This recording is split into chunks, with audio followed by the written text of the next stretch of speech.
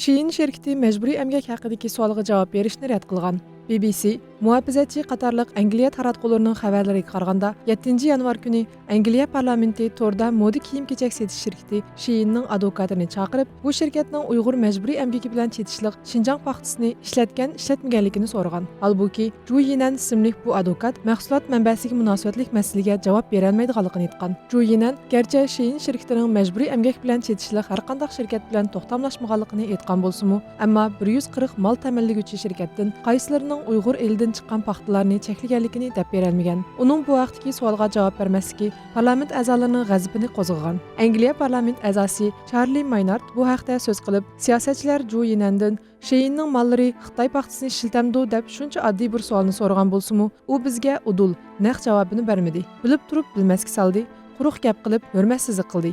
Javob berishdan o'zini qochirdi degan. Advokat Zhu Yinan hatto Shein shirkatining Angliyaning paycheki bozoriga kirishga haqli shirkat ekanligini, Angliyaning zamonaviy qulluqni cheklash nizomnomasiga xilof hech qanday qilmishining yo'qligini da'vo qilgan.